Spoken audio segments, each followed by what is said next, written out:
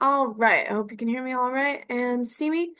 So my final project was the effect of pencil sharpness on writing speed.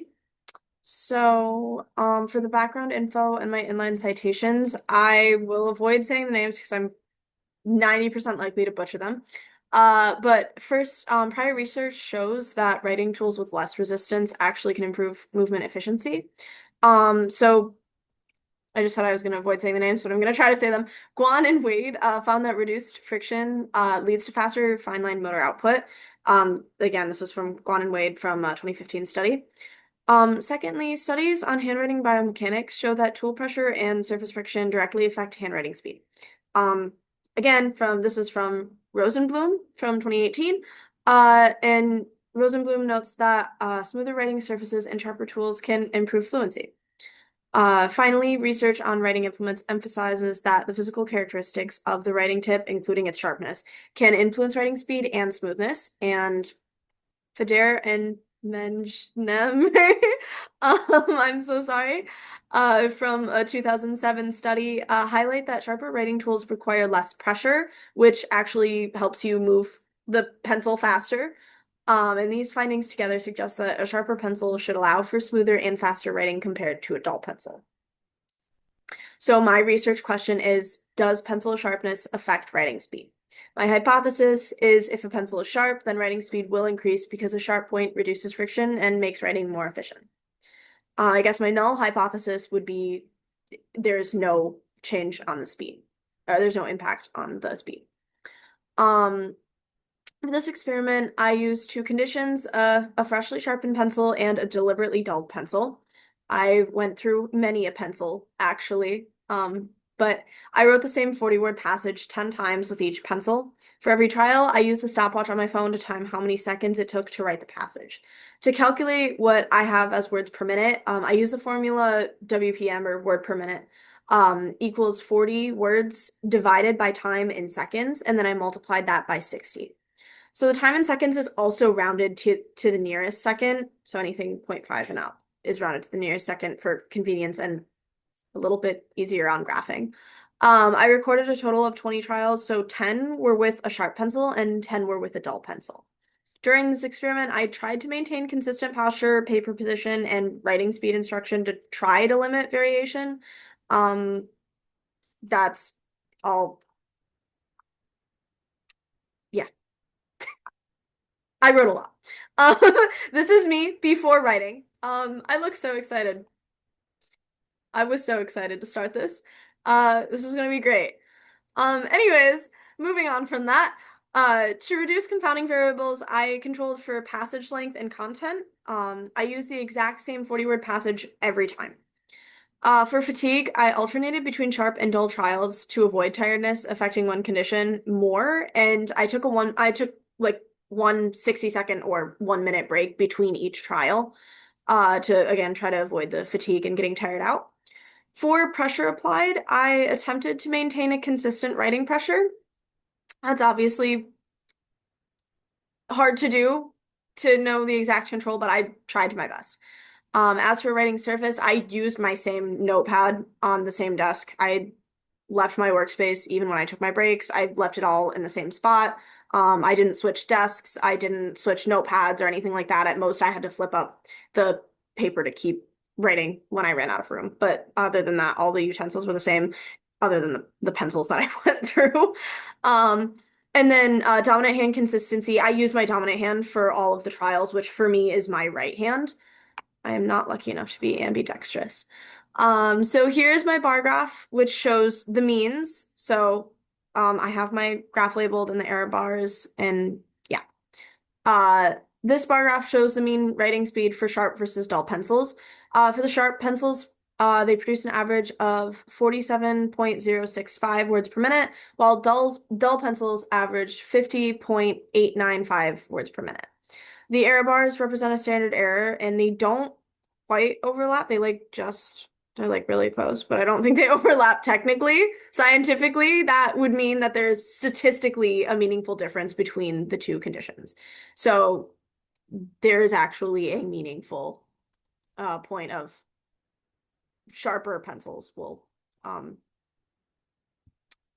I'm great at talking. With sharper pencils will end up with a quicker writing speed or smaller time frame. So I calculated the mean and standard error for each condition as well.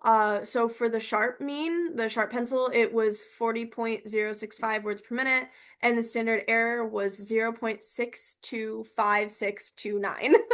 The dull mean was 50.895 words per minute, and the standard error was 3.168858 for the dull pencils. So these results showed that sharpening a pencil increases writing speed. As I mentioned before, sharp pencils allowed for faster writing with less friction, which did support the conclusion of my background research as well that I touched on at the beginning of this presentation where I had all my sources. So it sounded like that lined up pretty accurately. And the statistical analysis did strongly support my hypothesis. So as well, which means that writing speed was significantly higher for sharp pencils, or at least statistically significantly higher.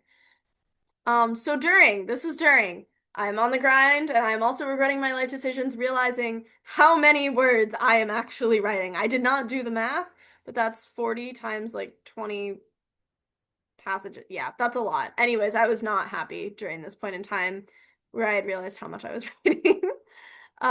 So in conclusion, the experiment supports my hypothesis that sharp pencils do significantly increase writing speed. Now, if I were to redo this experiment, I would increase my sample size.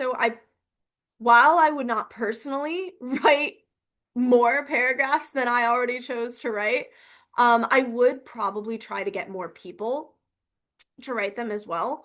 Um, and I would increase the size by doing that, and maybe split it out between multiple people. I think that also would actually decrease fatigue as well. Like I think having more people do like trials rather than just me, one person doing a ton of trials, I think that would actually help. And I could have that way I could have a control group. I could have a group with sharp pencils, a group with dull pencils, and I could have them do their own. So I could actually like mass produce this on a large scale if I was very, very interested in pencil sharpness speed. Um, but yeah, I would. Oh, I actually did say that. Yeah, I did say I'd test multiple people instead of only myself again to decrease fatigue, but also that helps to increase sample size. And then I would also do different pencil brands and hardness levels. The pencil brands were actually different in the experiment, so that is something to take into account. And I would choose to have, in hindsight, I would have done specific brands. That being said, I was not about to go out and spend like money buying pencils. I was just going to use the ones I had, but it could, who knows, it could actually lead to something different, but also like the hardness levels of the pencils, so HB versus 2B. Um and yeah, that is kind of a way that I could explore whether other factors could influence the writing speed as well. Another thing to note and take into account is that I also another reason I would do multiple different people instead of just me is you're able to not to basically like not quite confirmation bias, but to make sure that I am not expecting to write faster because I know what the experiment is and I know that I'm writing with a sharper pencil. If I were to do this on a much larger scale and I had different groups of people, while obviously still proceeding to have informed consent when they participate in the experiment, I don't have to um necessarily let them know right off the bat that like there's another group that will have a dull pencil and you're gonna have a sharp pencil and I'm testing that you're going to I'm gonna see if you're gonna write faster because that could influence how if they write faster or not, just because they're thinking it in their minds. So yeah, something I would choose to do is do separate groups of people that might also increase the or decrease, I guess, the potential for them to influence the outcomes of the results. These are my APA references. I am not going to try to read all of those out loud. But yes, this is my reference page or citation page. And this is the picture of me after. I look as dead as I felt in the moment, and I did not realize how much writing that would be. I was very much so over my life at the time when I did it. But yeah.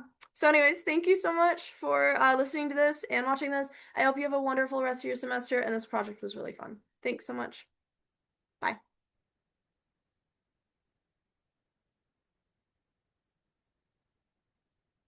I can figure out how to